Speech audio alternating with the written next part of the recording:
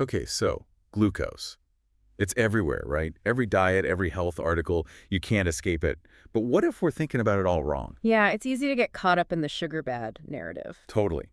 So today, we're really going deep on glucose. We're talking to biochemist Jessie Inchauspé, the glucose And goddess. that she's great. We've got her interview from Diary of a CEO. She does not hold back. It's a great one.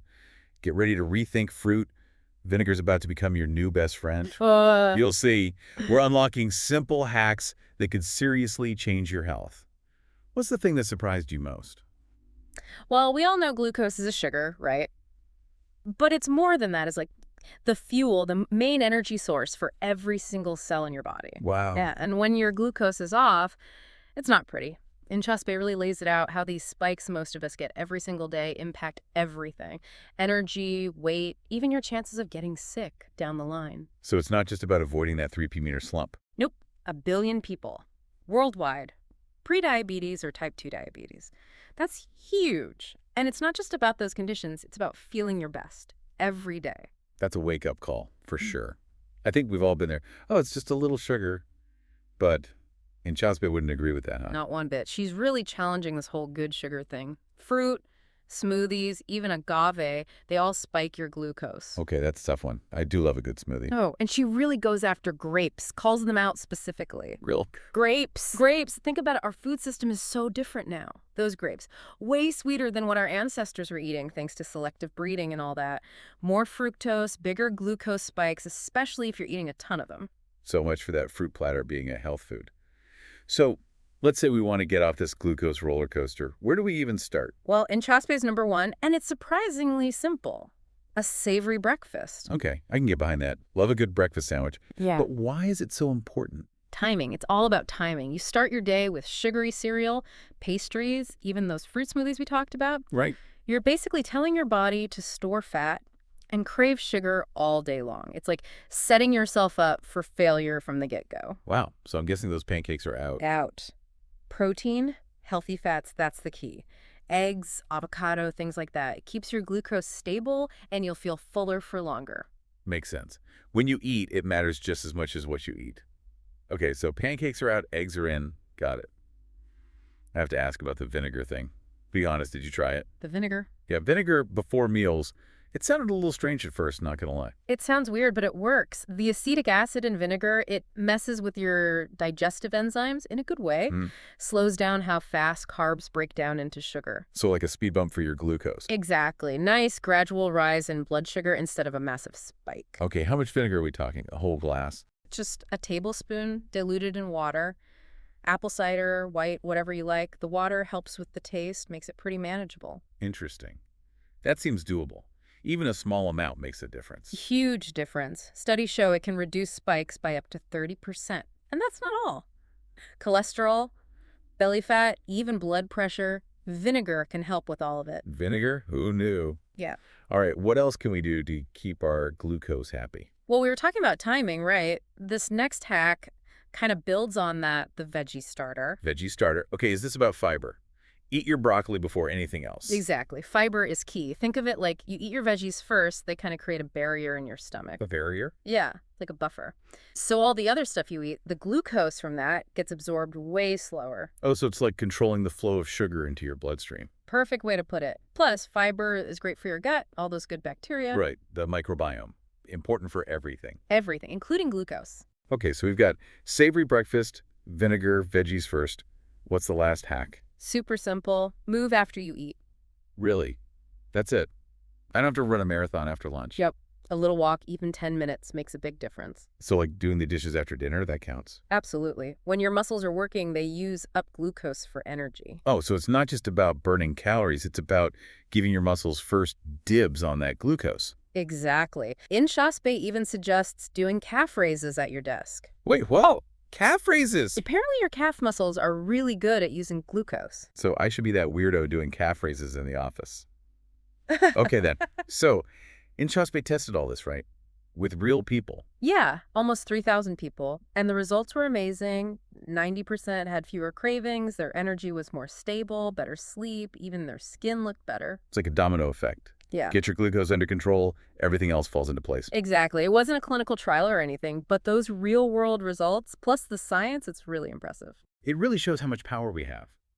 This isn't just fate. We can actually change how our bodies work. Absolutely. And Inchospa is not just giving us quick fixes.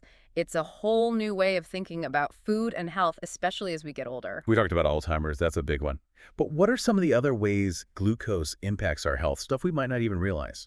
Oh, there are tons. Hormones, for example, especially for women, PCOS, things like that. Glucose plays a huge role. I've heard that, but I don't really understand it. How does glucose affect our hormones? It's all about balance.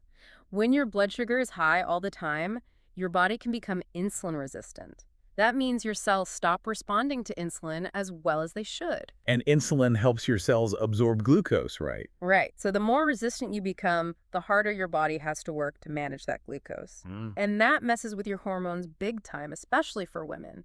Estrogen, progesterone, testosterone, it can throw everything off. Wow. So it's way more than just avoiding diabetes. It's about hormonal health, too, for everyone.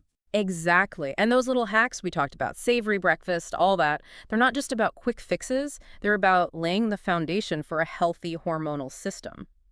It's amazing how all these little things add up. What we eat for breakfast, a splash of vinegar, going for a walk, it all makes a difference. It does. And there's another piece of the puzzle, too, one we haven't talked about yet. Hormones, specifically one called GLP-1. GLP-1. I feel like I've heard of that. Is that the one in those new weight loss drugs? That's the one. It's a naturally occurring hormone that's super important for appetite and metabolism. Okay, tell me more. This sounds interesting. Okay, back to GLP-1. How does it all work? So think of GLP-1 as your appetite control. Okay. You eat something, especially protein, fiber, healthy fats, your gut releases GLP-1. GLP-1 goes to your brain, tells you you're full. No more crazy cravings. So more GLP-1, less chance I eat that whole bag of chips. I like it. Exactly. But here's the cool part. It also helps regulate your blood sugar. Wait, really? Yeah, it tells your pancreas to release insulin. Just the right amount, keeps your glucose nice and stable. So it's like a 2-for-1 deal. Appetite and blood sugar. You mentioned something about lemons. Oh, right. There's this molecule in lemons, eriocitrin. Some early research suggests this might boost GLP-1. Hold on. Lemons in my water, that's all I need. Not quite. You'd need a lot of it. Way more than a squeeze of lemon. But it's promising, you know? Scientists are looking for natural ways to increase GLP-1. Interesting. So maybe not the all-lemon diet just yet. Which brings us to those GLP-1 drugs everyone's talking about. Right, the weight loss drugs, they basically mimic GLP-1, but in a much stronger way. And yeah, they've shown some really impressive results for weight loss and blood sugar, but there's always a but. There's always a catch. What are the downsides? Well, a lot of the weight people lose, it's not just fat, it's muscle too. Oh, that's not good. Nope. Muscle is important for your metabolism, your strength, everything. So you might be thinner, but weaker? That doesn't seem sustainable. What happens when you stop taking the medication? That's the other thing. A lot of people, they gain the weight back, and often it comes back as fat. So it's a temporary fix, not a long-term solution. Are there other concerns? Side effects? Well, like any medication, there can be side effects. Some people get digestive issues. And we don't really know the long-term effects yet. It's still pretty new. So definitely something to talk to your doctor about. Weigh the benefits and risks. It's your body's a big decision. Exactly. For some people, these medications can be life-changing, especially for serious conditions. But it's not something to jump into lightly. It goes back to what we were talking about before, taking control of your health. Medication has its place. Yeah. But those lifestyle changes, those 4 simple hacks, that's powerful stuff. Couldn't agree more. It's about working with your body, not against it. Exactly. Finding what works for you long term. Well, we've covered a lot of ground today. From savory breakfasts to the power of vinegar to the complexities of GLP-1. I don't know about you, but I'm feeling pretty empowered to take control of my glucose. Me too. It's all about those small changes, those daily habits that add up over time. Absolutely.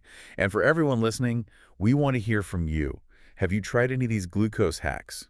What's worked for you? Head over to our social media and let's keep this conversation going.